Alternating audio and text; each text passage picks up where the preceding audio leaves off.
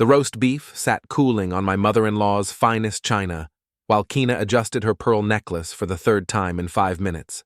22 years of marriage, and I could read her tells like a poker player sizing up a weak hand. The nervous jewelry fidgeting, the way she kept glancing at her phone, the forced smile that never reached her eyes. Something was coming, and it wasn't going to be pleasant. "Brooks, pass the gravy," my daughter Remy said, shooting me a knowing look across the table. At 19, she'd inherited my ability to spot trouble brewing. Unlike her mother, Remy had never mastered the art of pretense. The dining room felt suffocating despite the December chill outside our main coastal home. Kina's parents, Harold and Marjorie, sat rigidly in their chairs, making polite conversation about the weather and Harold's recent golf game. Remy's boyfriend Tyler picked at his potatoes, clearly uncomfortable with the tension that seemed to radiate from every corner of the room. "Lovely meal, dear," Marjorie offered, though she'd barely touched her plate.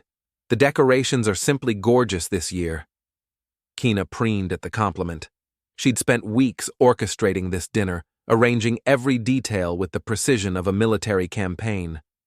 The house looked like something from a magazine spread, garland draped perfectly along the banister, twinkling lights casting a warm glow throughout the rooms, and a Christmas tree that must have cost more than most people's mortgage payments.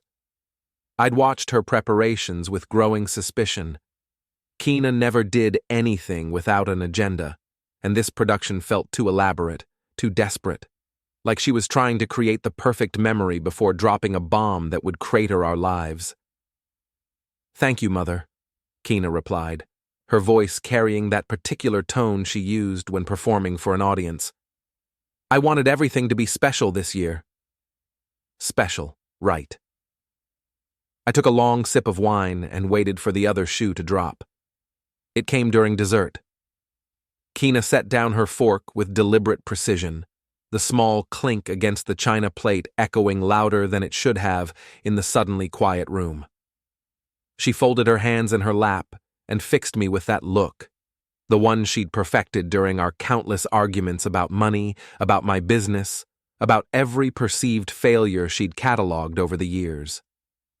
"Brooks," she said, her voice carrying across the table like a judge delivering a verdict, "I think you should leave the house. Tonight."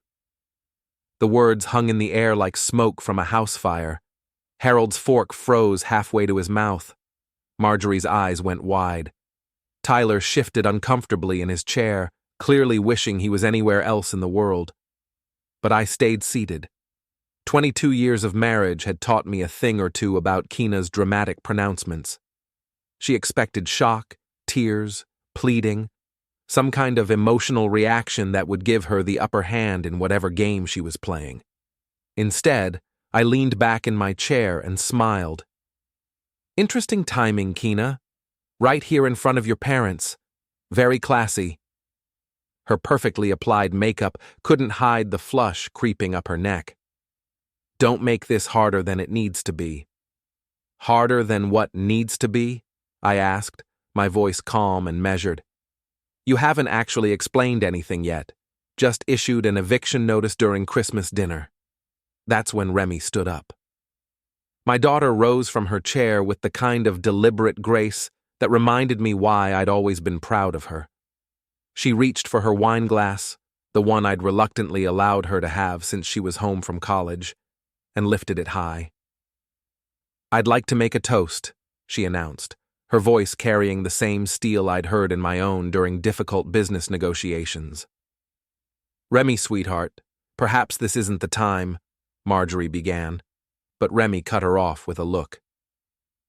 "To my cheating stepmother," Remy said, her words dropping into the room like grenades, "and her sleazy little tech entrepreneur boyfriend, Shane Mallory. May their Tuesday afternoon meetings at the Seaside Inn finally come to light." The silence that followed was absolute. Harold's face had gone ashen. Marjorie looked like she might faint. Tyler's mouth hung open in shock. But Kina? Kina looked like a deer caught in headlights, her carefully constructed facade crumbling in real time. "Remy, how dare you?" she started, but I was already reaching for the folder I'd placed beside my chair before dinner. "Let's not make this about Remy," I said, sliding the manila envelope across the polished table. "Let's talk about facts." I opened the folder with the same methodical precision I used when reviewing construction contracts. Screenshots of text messages, hotel invoices with Keena's credit card information, a printed calendar export showing recurring appointments marked only with initials. 23 pages of evidence that I'd been collecting for the past 6 weeks. Shane Mallory, I continued, pulling out my phone.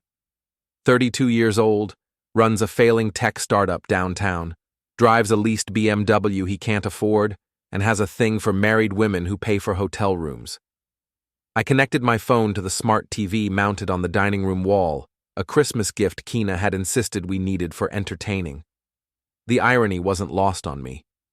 "Brooks, stop this right now," Keena hissed, but her voice lacked conviction. She knew what was coming. The voicemail played through the room's sound system with crystal clarity. Keena's voice, breathless and intimate, leaving a message on Shane's phone about changing their plans for the following week.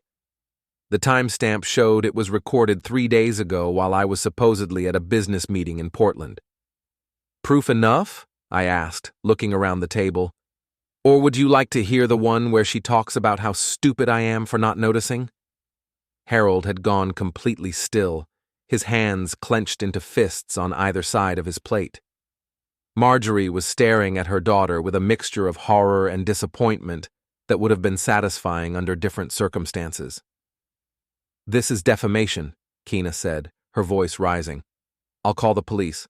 I'll sue you for everything you're worth." I laughed, actually laughed, at the threat. "Sue me? With what money? And for what? Showing your parents the truth about their daughter?" That's when Remy opened her tablet. "Bank transfers," she announced, scrolling through screenshots she'd apparently prepared for this moment. $1,500 to Shane's landlord for his security deposit, $800 for that watch he wore to your office Christmas party, $3,000 for the weekend in Boston you told Dad was a work conference. She turned the tablet toward her grandparents, showing them bank statements that painted a picture of financial infidelity alongside the emotional betrayal. "Remy's been tracking your spending for months," I explained to Keena's increasingly pale face. "Funny thing about joint accounts, the statements don't lie." "You turned my own daughter against me," Keena accused, but even she seemed to realize how weak that sounded. "I didn't turn anyone," I replied. "Remy figured it out on her own when you started using our address for Shane's lease application. Did you really think she wouldn't notice mail addressed to a stranger showing up at our house?" The room had gone completely quiet except for the soft ticking of the grandfather clock in the hallway. Harold and Marjorie sat frozen, processing the destruction of whatever image they'd held of their daughter's marriage. Tyler looked like he wanted to disappear into the floor, but I wasn't finished. I reached into my jacket pocket and pulled out a folded document, the prenuptial agreement Keena had insisted we sign before our wedding. She'd wanted to protect her family's money from my blue-collar background, as she'd so charmingly put it at the time. "Clause 17, I said, placing the papers in front of her. "Post-infidelity property terms. In the event of proven adultery, the offending party forfeits all claims to marital assets and must vacate the primary residence within 30 days. Keena's face had gone white. "You can't already have," I interrupted, pulling up my email on the phone. "Evidence package sent to my attorney 20 minutes ago. Copy to the HOA board, since Shane's lease application listed him as a resident of our community.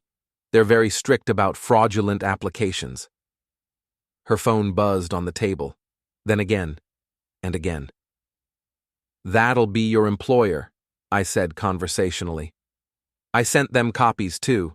HR departments tend to frown on their directors conducting personal business on company time, especially when it involves falsifying travel expense reports." Keena grabbed her phone with shaking hands, her face reflecting the glow of the screen as she read message after message. Each notification seemed to drain more color from her cheeks. "This is insane," she whispered. You've lost your mind." "Have I?" I asked, standing up from the table. "Or have I finally started thinking clearly?" I looked around the room at the faces staring back at me, some shocked, some horrified, some impressed, despite themselves. This was the moment I'd been planning for weeks, the culmination of every sleepless night spent wondering how long my wife had been making a fool of me. "Merry Christmas, Kina," I said, raising my wine glass in a mock toast. I hope it was worth it. Her phone buzzed again, and this time the caller ID was visible to everyone at the table. Shane M. "Aren't you going to answer?" Remy asked sweetly. He's probably wondering why his lease application was rejected.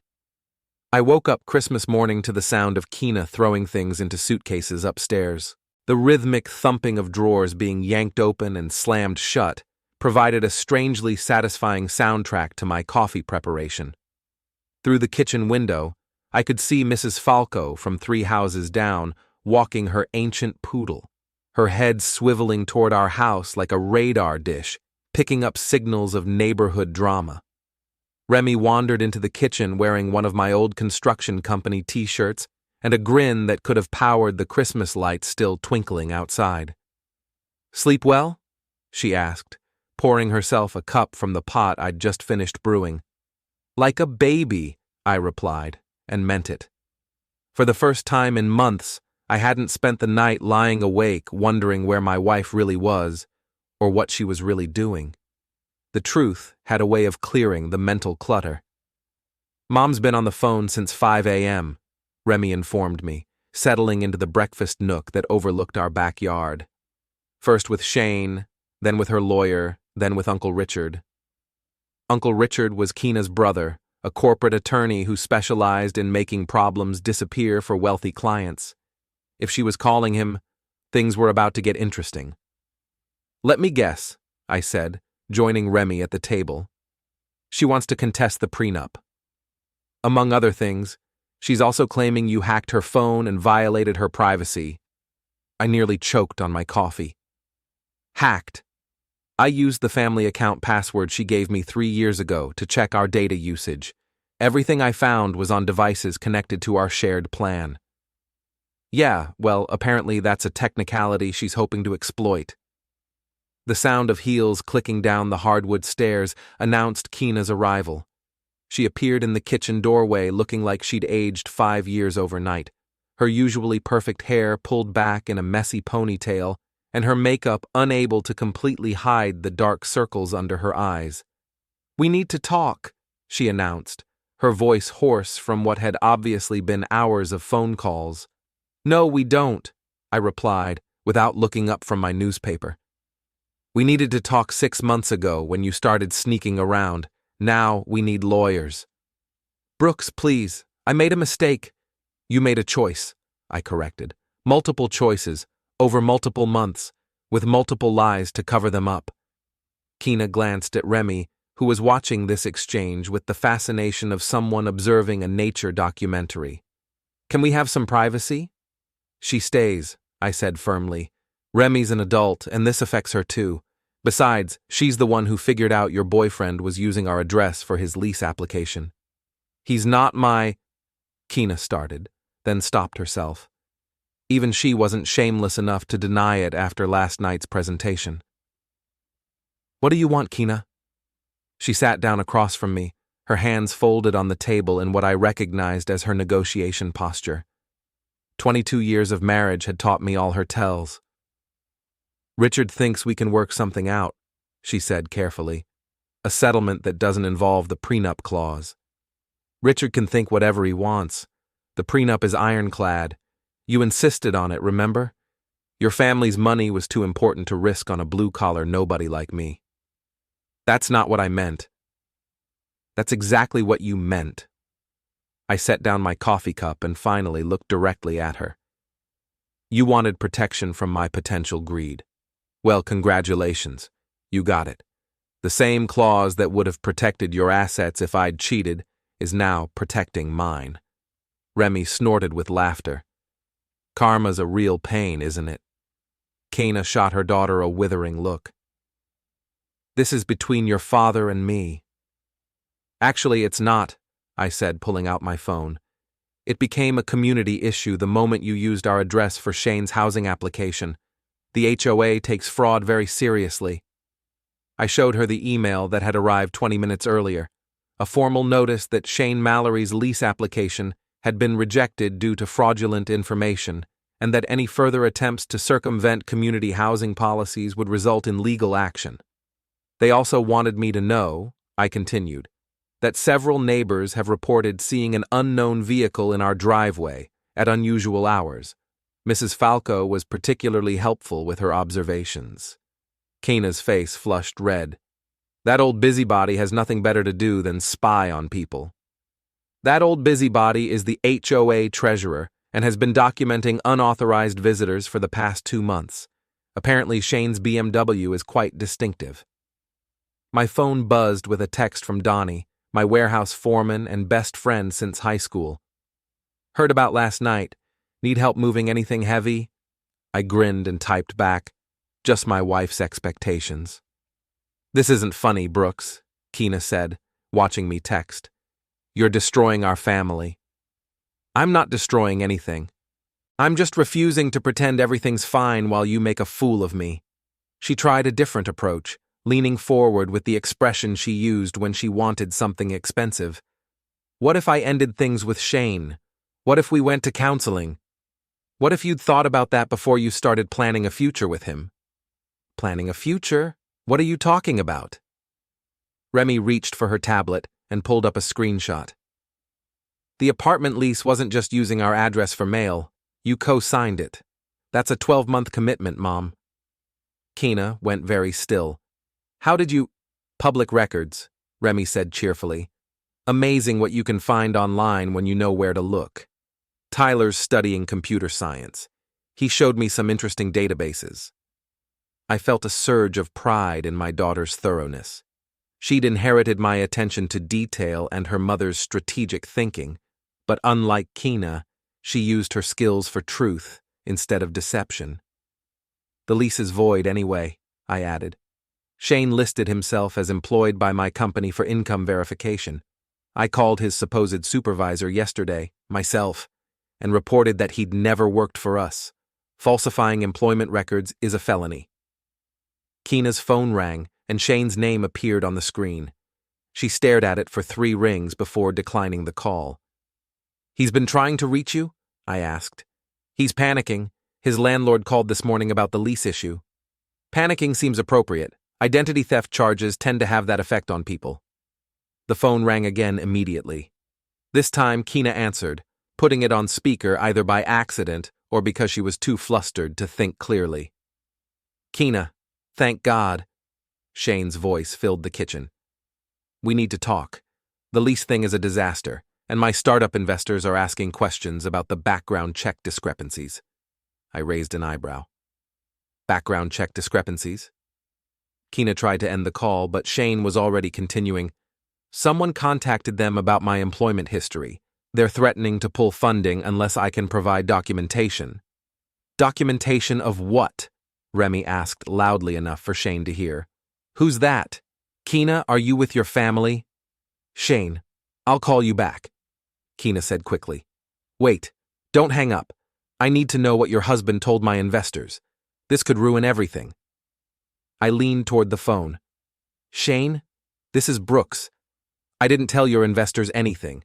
I just answered their questions honestly when they called to verify your employment claims. The silence on the other end was deafening.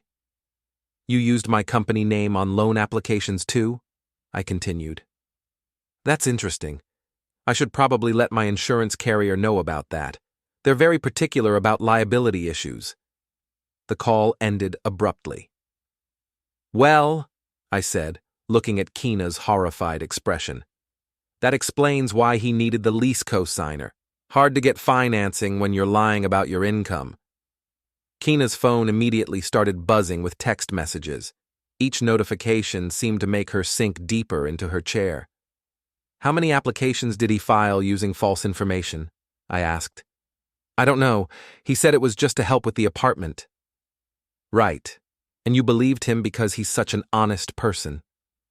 Remy was scrolling through something on her tablet, her expression growing more amazed by the minute. Dad, you need to see this. Shane's LinkedIn profile lists him as Senior Project Manager at Carven Construction Supply. He's been using that title for 8 months. I felt my jaw clench.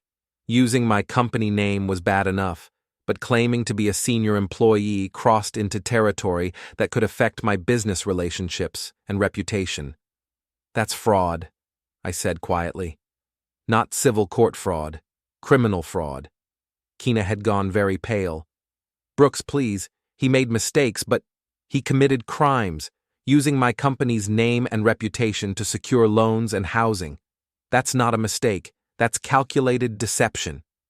My phone rang, and Detective Wallace's name appeared on the screen. Jim Wallace and I had gone to high school together, and he'd helped me with background checks for new employees over the years. Morning, Brooks, got a minute? Always for you, Jim. What's up? Funny thing, got a call from a bank this morning asking about employment verification for someone named Shane Mallory. Said he works for you? I looked directly at Keena while I answered. Never heard of him. That's what I figured. Bank says he's applied for a business loan using your company as collateral. Thought you'd want to know. I definitely want to know. What's the next step? Well, if someone's impersonating your business for financial gain, that's a crime we take seriously. Want to file a complaint? Keena was shaking her head frantically, but I ignored her. Yes, I do. When can we meet? How about this afternoon? Say 2 o'clock? Perfect. See you then. I hung up and looked at Keena's stricken face. Still think this is just a misunderstanding? Her phone rang again. This time it was her brother Richard. Take it, I suggested. You're going to need all the legal advice you can get. By noon, the house felt like a war zone. Keena had barricaded herself in our bedroom with her phone and laptop, conducting what sounded like increasingly desperate conversations with anyone who might help salvage her situation. I could hear fragments through the door, apologies, explanations, and what sounded suspiciously like begging. Remy and I had set up command central in my study, a room Keena had always avoided because it reminded her of my working-class roots. The walls were lined with construction industry awards, photos from job sites, and the kind of practical furniture that prioritized function over form. Today, it felt like the perfect place to plan the next phase of what was becoming a comprehensive dismantling of my wife's carefully constructed lies. Shane's in full panic mode, Remy reported, scrolling through social media on her laptop. He's posted 3 different explanations for why his startup funding fell through, and none of them match. I looked over her shoulder at the screen. Shane's Facebook page showed a progression of posts that told the story of a man watching his life implode in real time. First, a vague reference to business complications. Then a more detailed explanation about miscommunication with investors. Finally, an angry rant about vindictive people spreading lies. He's not taking responsibility well, I observed. Gets better. Look at this. She pulled up Shane's LinkedIn profile, which had been updated within the past hour. The reference to Carven Construction Supply had been removed, but the edit history was still visible to anyone who knew where to look. Tyler found a cached version of his profile from last week, Remy explained. Shows exactly when he made changes and what he changed. Perfect evidence if you need it for the police report. My phone buzzed with a text from Donnie. Loading dock's been busy this morning. 3 different people called asking about Shane Mallory's employment. Want me to handle them? I texted back, transfer them all to my office line. I'll deal with it personally. Within minutes, my phone was ringing. Carven Construction Supply, Brooks speaking. Mr. Carven, this is Jennifer Walsh from Atlantic Coast Bank. We're processing a loan application for Shane Mallory, and we need to verify his employment with your company. I'm sorry, but Mr. Mallory has never been employed by my company. But his application lists you as his direct supervisor with a salary of $75,000 annually. I felt my anger spike. Ms. Walsh, Shane Mallory is committing fraud. I've never met the man, never employed him, and certainly never authorized him to use my company's name for financial applications. Oh my, this is very serious. We'll need to flag his application immediately. You should also know I'm filing a police report this afternoon. Your bank may want to pursue charges as well. Absolutely. Thank you for bringing this to our attention. The call ended and immediately my phone rang again. This time it was a credit card company, then a car dealership, then another bank. By the time I'd finished explaining to the fifth caller that Shane Mallory was a fraud, I was beginning to understand the scope of his deception. He hadn't just used my company's name for one apartment lease. He'd built an entire false identity around being my employee. Dad, Remy said quietly, you need to hear this. She'd been listening to something on her headphones, but now she unplugged them and let the audio play through her laptop speakers. It was a voicemail recording, and the voice was unmistakably Keena's. Shane, honey, I talked to Brooks about bringing you on as a consultant. He's interested in meeting with you next week to discuss a position. This could be perfect timing for your loan applications. The timestamp showed the message was left 3 weeks ago.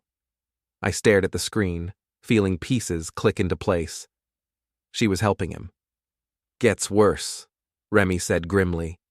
She pulled up another file. This is from 2 weeks ago. Keena's voice again. The bank called Brooks's office asking about you. I told them you were working on a trial basis and that paperwork was still being processed. That should buy us some time. I sat back in my chair, stunned by the implications. This wasn't just an affair, it was a conspiracy. Keena hadn't just been cheating on me, she'd been actively helping Shane commit fraud using my business as cover. How did you get these recordings? Mom's phone automatically backs up to the family cloud account. She never changed the settings after you set up the shared storage for photos. I had to admire my daughter's thoroughness, even as I processed the magnitude of what these recordings revealed. Keena hadn't just betrayed our marriage.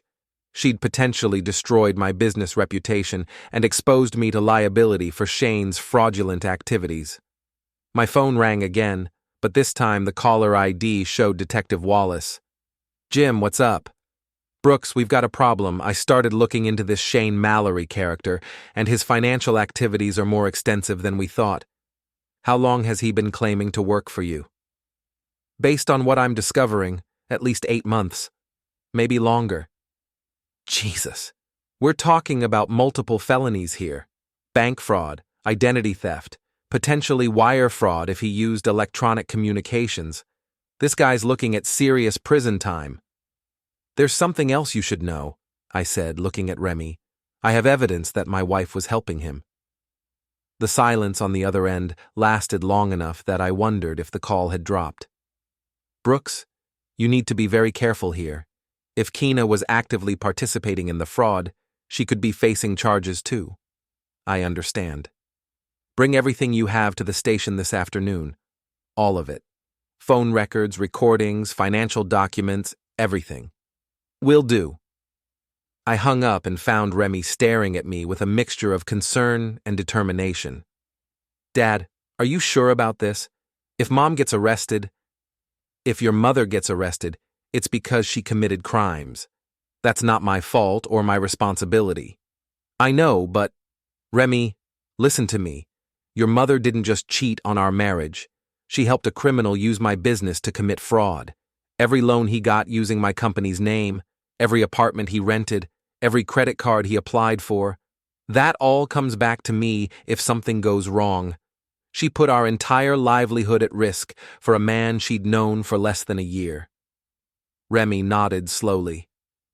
I just never thought Mom would do something actually illegal. Neither did I. But here we are. The sound of footsteps on the stairs announced Keena's approach. She appeared in the study doorway looking haggard and desperate, her phone clutched in one hand and a tissue in the other. Brooks, we need to talk. Right now. I'm listening. Richard says if you file that police report, it could implicate me in Shane's financial problems. Richard's right. You can't do that to me, I'm your wife. You were my wife when you decided to help your boyfriend commit fraud using my business. You can't claim loyalty now when you're facing consequences. I didn't know what he was doing. I gestured to Remy's laptop, where the voicemail recordings were still visible on the screen. Really? Because I have recordings of you helping him lie to banks about his employment status.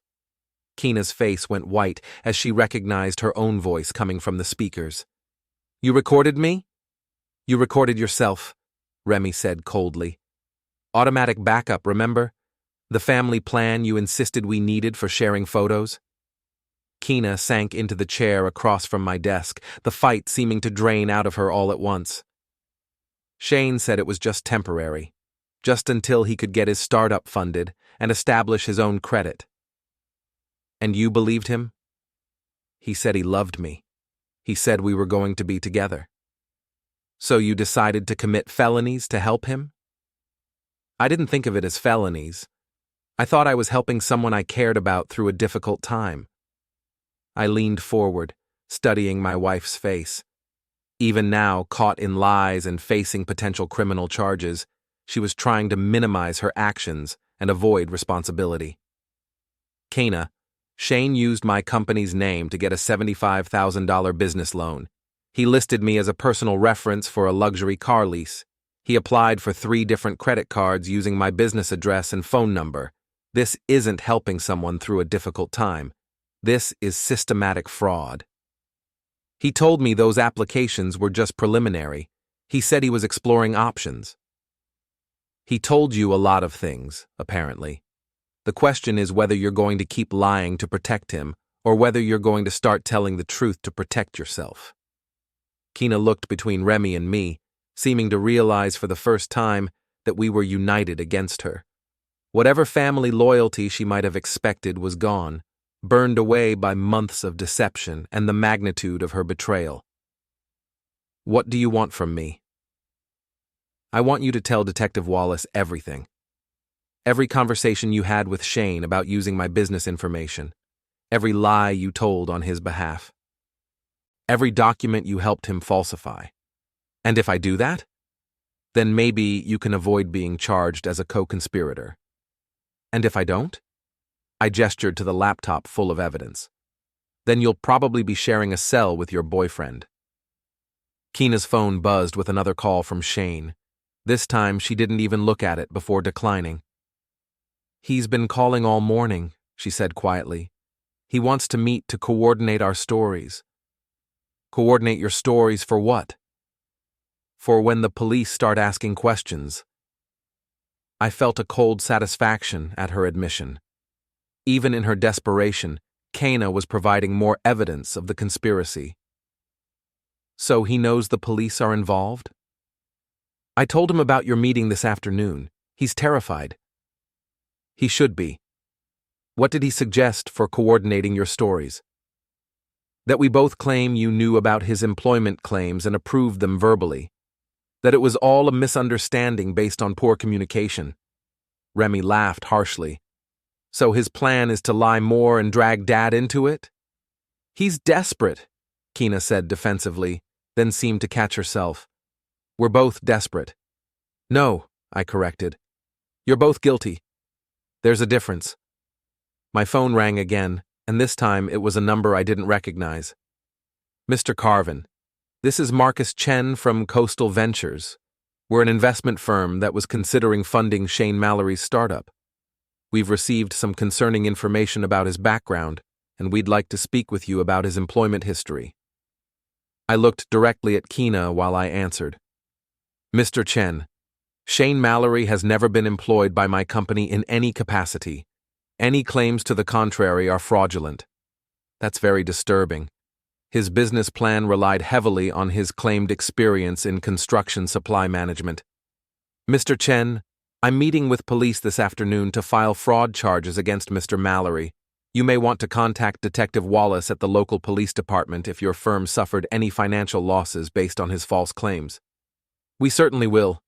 Thank you for your honesty, Mr. Carven. I hung up and saw that Keena was crying, though whether from guilt, fear, or simple self-pity was impossible to determine. How many investors did he approach using my company's reputation? I asked. I don't know. He said he was networking, building relationships. Building relationships based on lies about working for me. Brooks, please. Isn't there some way to resolve this without involving the police? I considered her question seriously, looking at the woman I'd been married to for 22 years. The woman who'd shared my bed, raised my daughter, and built a life with me that I'd thought was solid and real. Keena, if you'd just had an affair, we could have worked something out.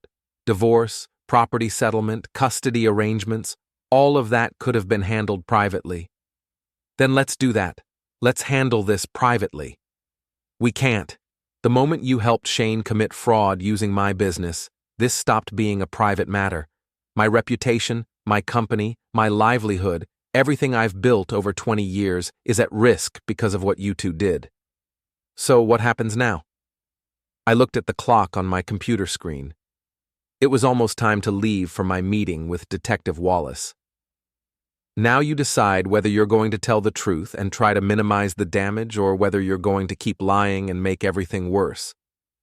Keena wiped her eyes with the tissue and straightened her shoulders, and for a moment I saw a glimpse of the strong woman I'd married decades ago. I'll tell the truth, she said quietly. All of it. The police station smelled like burnt coffee and industrial disinfectant, a combination that somehow seemed appropriate for the dissolution of my marriage. Detective Wallace had set up a conference room with a digital recorder, legal pads, and the kind of fluorescent lighting that made everyone look guilty of something. Keena sat across from me at the metal table, her hands folded, and her lawyer, not her brother Richard, but a criminal defense attorney named Patricia Vance, whispering last-minute instructions in her ear.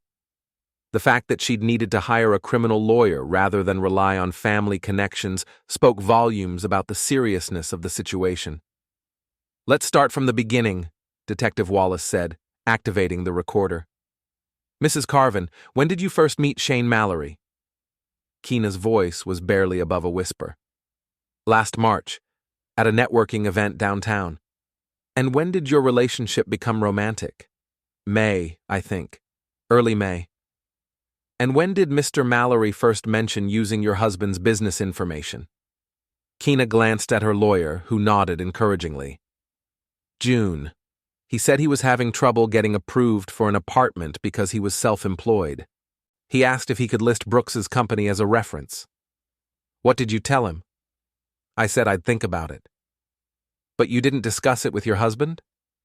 No. Why not? Another glance at the lawyer. Because Brooks and I were having problems.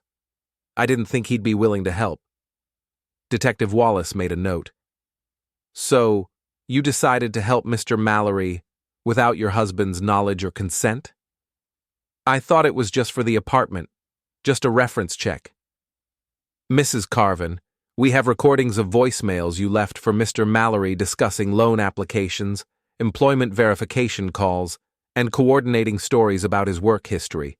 This went far beyond a simple reference check. Keena's composure finally cracked, and tears started flowing down her cheeks. He said he loved me. He said we were going to build a life together. I thought I was helping someone I cared about. By helping him commit fraud? I didn't think of it as fraud. I thought of it as bending the truth. I nearly laughed at that phrase. 22 years of marriage, and Keena was still trying to minimize her actions with euphemisms. Mrs. Carven, Detective Wallace continued, are you aware that Mr. Mallory used your husband's business information to secure a $75,000 loan? Keena went very still. That's not possible. We have the application.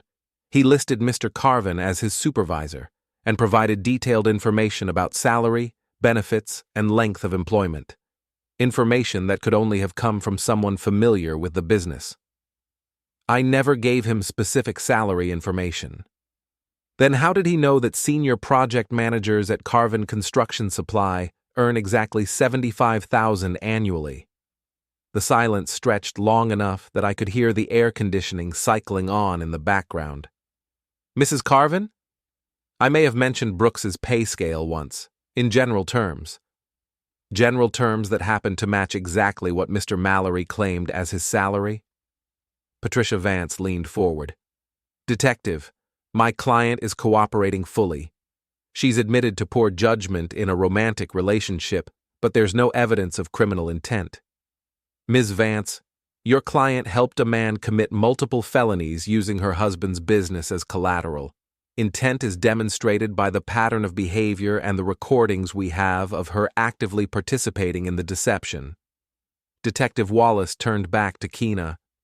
Mrs. Carven, did Mr. Mallory ever discuss what he planned to do with the money from these loans and credit applications? He said he needed startup capital for his business. What kind of business? Technology consulting, app development. Did you ever see any evidence of this business? Clients, contracts, actual work product? Keena hesitated. He was in the development phase. For 8 months? These things take time. I couldn't stay quiet any longer. Keena, he was using you. The business was fake, the love was fake, everything was fake. He needed someone with access to legitimate business information, and you were convenient. That's not true, she said, but her voice lacked conviction. Detective Wallace pulled out a folder and opened it on the table. Mrs. Carven, we've been investigating Mr. Mallory's background. He's done this before. 3 times in the past 5 years, in 3 different cities. Each time, he targeted a married woman with access to business or financial information. Each time, he used that information to commit fraud. Each time, he disappeared when the scheme collapsed. Keena stared at the documents Wallace had spread across the table. Police reports, court filings, victim statements from other women who'd been manipulated the same way she had. In Tampa, he convinced a bank manager to approve fraudulent loans using her ex-husband's construction business. In Charlotte, he used a real estate agent's access to financial records to apply for mortgages on properties he never intended to buy. In Richmond, he talked a small business owner into co-signing loans for a fake consulting firm. What happened to the women? Keena asked quietly. The bank manager was fired and faced criminal charges, though she ultimately received probation. The real estate agent lost her license and had to declare bankruptcy when the mortgages defaulted. The business owner is still paying off loans for equipment that was never purchased. The weight of those words settled over the room like a heavy blanket. Keena was staring at the police reports with the expression of someone watching her future collapse in real time. Mrs. Carven, Detective Wallace continued, Mr. Mallory has been running this same con for years. You're not his first victim, and if we don't stop him, you won't be his last. Where is he now? Patricia Vance asked. Gone. Cleared out his apartment yesterday and hasn't been seen since. His phone's disconnected, his bank accounts are closed, and his car was found abandoned at the airport. Keena looked up sharply. He left? Without a word to you? But he said we were going to figure this out together. I felt a mixture of pity and frustration watching my wife process the reality of Shane's abandonment.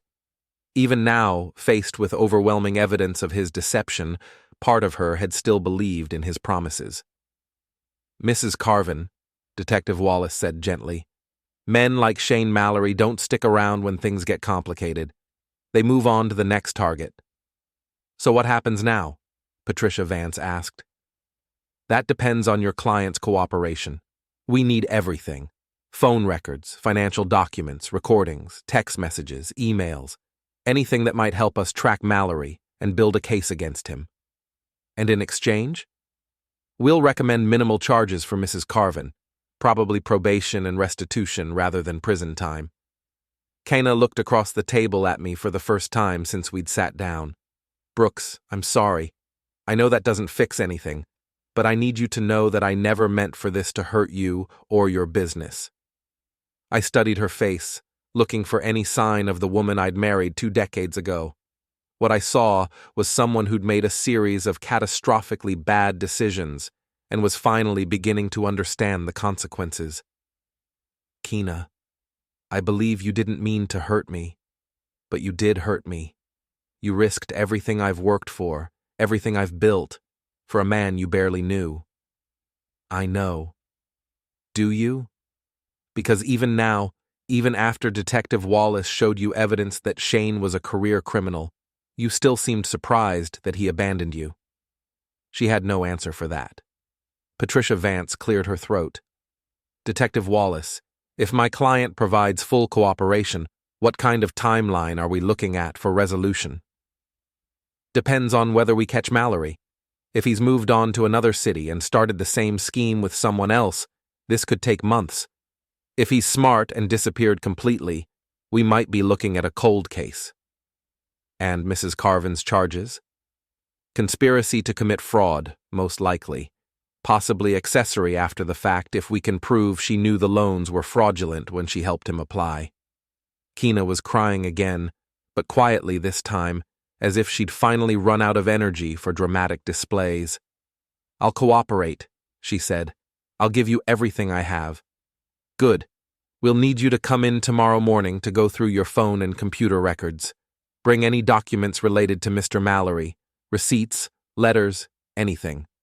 The meeting wrapped up with scheduling details and legal procedures, but I was already thinking about the practical implications. Kina would likely face criminal charges and financial liability for the fraudulent loans. Our divorce would be complicated by the criminal case, and my business reputation would need serious rehabilitation after months of Shane using it for fraudulent purposes.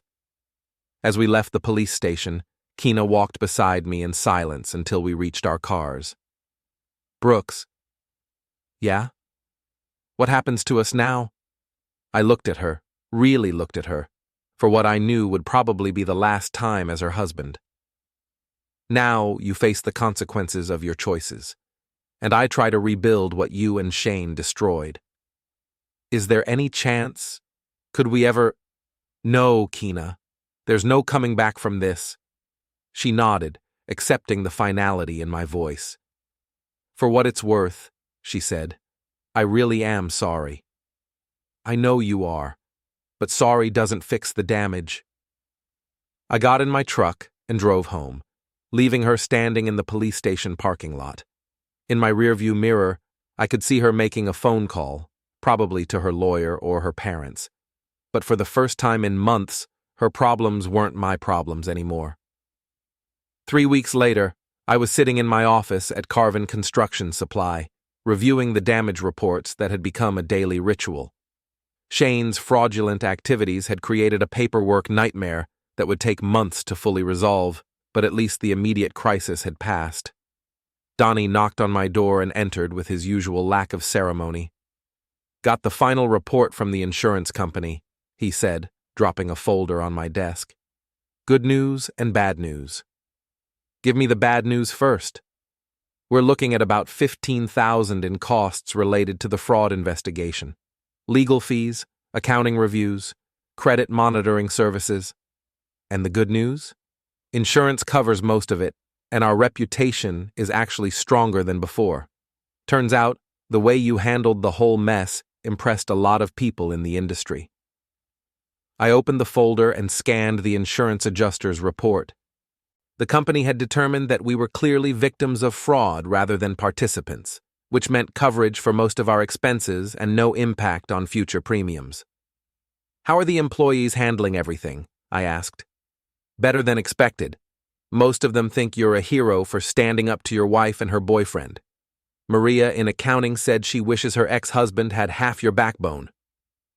My phone buzzed with a text from Remy. Mom's sentencing hearing is next week. You planning to attend? I'd been dreading this decision for weeks.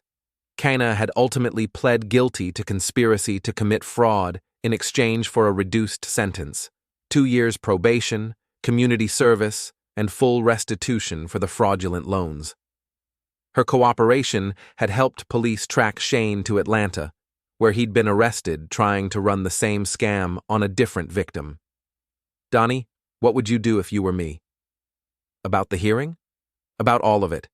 Keena's facing sentencing, Shane's in federal custody, and I'm supposed to just move on with my life like none of this happened. Donnie settled into the chair across from my desk, his expression serious. Brooks, you did everything right. You could have covered for her, could have tried to minimize the damage, could have let your emotions make your decisions. Instead, you followed the law and protected your business and your daughter. Then why do I feel like garbage about it? Because you're not a sociopath. You spent 22 years loving that woman, and watching her destroy herself isn't easy, even when she deserved it. He was right, of course. Despite everything Keena had done, despite the lies and the fraud and the betrayal, some part of me still felt responsible for her downfall. It was an irrational feeling, but it was persistent. The thing is, I said, I keep wondering if I could have handled it differently. Maybe if I'd confronted her privately instead of exposing everything at Christmas dinner. She'd have lied to your face and kept helping Shane commit crimes. Donnie interrupted. Brooks, you gave her every opportunity to come clean. She chose to double down on the deception. I know that intellectually. But emotionally, you still feel guilty. Yeah. That's because you're a decent person. But don't let guilt make you forget what actually happened here. Keena didn't just cheat on you. She helped a criminal use your business to commit felonies. She put your livelihood at risk for a man she'd known less than a year. My computer chimed with an email notification. The sender was Patricia Vance, Keena's criminal defense attorney. Mr. Carven, the email read, Mrs. Carven has asked me to reach out regarding the sentencing hearing next week. She would appreciate your presence, as she believes your testimony about her cooperation could influence the judge's decision. Please let me know if you're willing to participate. I showed the email to Donnie, who read it and shook his head. She wants you to testify on her behalf? Apparently. After everything she put you through, she wants you to help reduce her sentence? That's what it sounds like. What are you going to tell her? I stared at the email for a long moment, thinking about the woman I'd married, the woman I'd divorced, and the woman who was now facing the consequences of her choices. I'm going to tell her the truth, I said finally. That she cooperated with the investigation, that she provided evidence that helped catch Shane, and that she accepted responsibility for her actions. That's it? That's it. I'm not going to lie for her, but I'm not going to sabotage her either. Donnie nodded approvingly. Fair enough. The rest of the week passed quickly, filled with the routine challenges of running a construction supply business and the ongoing process of rebuilding relationships with clients and vendors who'd been affected by the fraud investigation. By Friday afternoon, I felt like we'd turned a corner. That's when Remy called. Dad, we need to talk. What's up? I've been thinking about Mom's sentencing hearing and I want to be there. Remy, you don't have to. I know I don't have to. I want to. She's still my mother, even though she made terrible choices. I felt a surge of pride in my daughter's maturity. At 19, she was handling this family crisis with more grace than many adults would have managed. Are you sure? I'm sure. But I want you to be there too. Why? Because this is our family, Dad. Broken and messed up and probably beyond repair, but still our family. I think we should face this together. Okay, we'll go together. The sentencing hearing was held in a sterile courtroom that smelled like floor wax and nervous sweat. Keena sat at the defendant's table wearing a conservative blue dress and an expression of resigned acceptance. She looked older than her 43 years, as if the stress of the past few months had aged her prematurely. Judge Harrison was a stern woman in her 60s who'd clearly seen every variety of human weakness and poor judgment that could pass through her courtroom. She reviewed Keena's case file with the methodical precision of someone who took her responsibilities seriously. Mrs. Carven, she began, you've pled guilty to conspiracy to commit fraud. Before I impose sentence, I'd like to hear from the victims of your actions. I stood when called and approached the witness stand, acutely aware of Keena's eyes following my movement. Mr. Carven, how has your ex-wife's criminal activity affected you and your business? I looked directly at Keena as I answered. Your Honor, the fraudulent use of my company's information created significant financial and reputational damage. We've spent thousands of dollars on legal fees and investigation costs, and I've had to personally contact dozens of financial institutions to clarify that the employment claims were false. And how has Mrs. Carven's cooperation affected the resolution of this case? She provided evidence that was crucial to catching the primary perpetrator, Shane Mallory. She also accepted responsibility for her actions and made full restitution for the financial losses. Do you believe Mrs. Carven understood the criminal nature of her actions? I paused, considering the question carefully. I believe she understood that what she was doing was wrong, but I don't think she fully grasped the legal implications until it was too late. Thank you, Mr. Carven. I returned to my seat next to Remy, who squeezed my hand supportively. Judge Harrison then heard from Patricia Vance about Keena's cooperation, her lack of prior criminal history, and her genuine remorse for her actions. Finally, she asked Keena to stand for sentencing. Mrs. Carven, you've participated in a scheme that could have destroyed your ex-husband's business and livelihood. The fact that you were manipulated by a career criminal doesn't excuse your choices, but your cooperation and acceptance of responsibility do count in your favor. Keena stood perfectly still, her hands clasped in front of her. I'm sentencing you to 2 years probation, 500 hours of community service, and full restitution as previously agreed. You'll also be required to attend financial counseling and submit to regular check-ins with a probation officer. Thank you, Your Honor, Keena said quietly. Mrs. Carven, I hope you understand how fortunate you are. Your ex-husband could have pursued much more serious charges, and your cooperation is the only reason you're not facing prison time. I understand, Your Honor. As the hearing concluded and people began filing out of the courtroom, Keena approached Remy and me hesitantly. Thank you for being here, she said. Both of you. Mom, Remy said, are you going to be okay? I think so. I'm moving back with your grandparents for a while, and I've got a job lined up at a nonprofit downtown. It's not much, but it's a start. Good, I said, and meant it. Despite everything, I didn't want to see her completely destroyed. Brooks, I know this doesn't change anything between us, but I want you to know that testifying on my behalf, that meant something. I told the truth, Keena. That's all. I know, but you could have told a different truth, one that would have hurt me more. She was right, of course. I could have emphasized her deception, her betrayal, her willingness to risk my business for her boyfriend's schemes.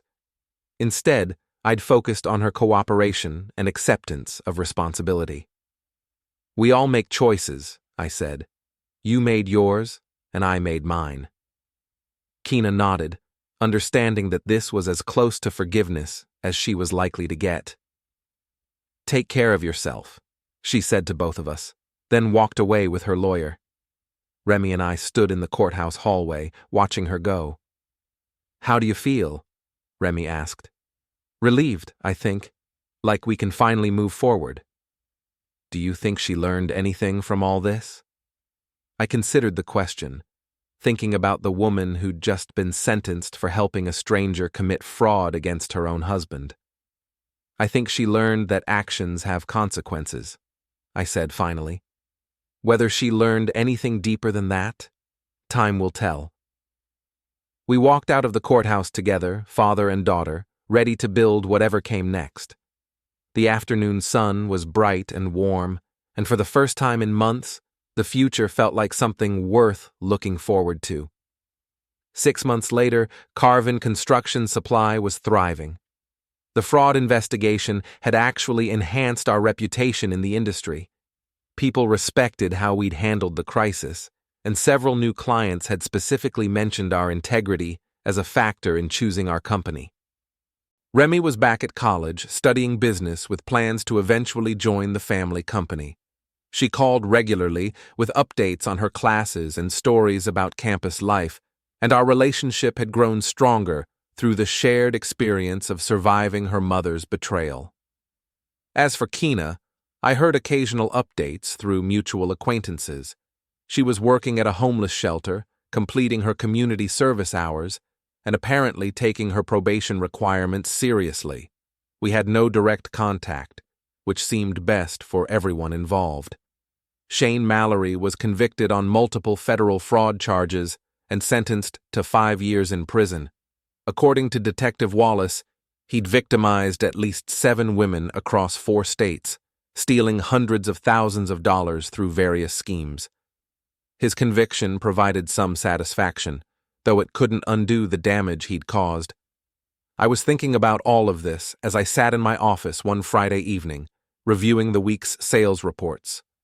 Business was good, my daughter was thriving, and my life had found a new equilibrium that felt sustainable and honest. My phone buzzed with a text from Donnie. "Drinks at Murphy's? Sarah wants to introduce you to her sister." I smiled and typed back, "Thanks, but I'm good. Maybe another time." The truth was, I wasn't ready for dating or new relationships. The experience with Kina had taught me the importance of really knowing someone before trusting them with your heart or your livelihood. When I was ready to take that risk again, I wanted to be sure I'd learned the right lessons from my mistakes. For now, I was content with the life I was rebuilding. Honest work, a strong relationship with my daughter, and the satisfaction of having handled a crisis with integrity intact. Sometimes that's enough. Sometimes that's everything. I locked up the office and drove home through the main evening, past the houses where my neighbors were settling in for the weekend. Mrs. Falco waved from her garden, and I waved back, grateful for the simple normalcy of it all. The house was quiet when I arrived, but it was a comfortable quiet rather than a lonely one. I poured myself a drink, sat on the back deck overlooking the yard where Kina had once planned elaborate garden parties, and watched the sun set over the water. Tomorrow would bring new challenges, new opportunities, and new choices to make. But tonight, I was exactly where I needed to be, free from deception, surrounded by truth, and finally able to move forward without looking back. The Christmas lights were long gone, but the lessons from that dinner table confrontation remained. Sometimes the most loving thing you can do is refuse to enable someone's self-destruction. Sometimes protecting yourself means exposing uncomfortable truths. And sometimes the end of one story is just the beginning of a better one. I raised my glass to the setting sun and smiled. Trips canceled, Kina. So is your story. But mine? Mine's just getting started.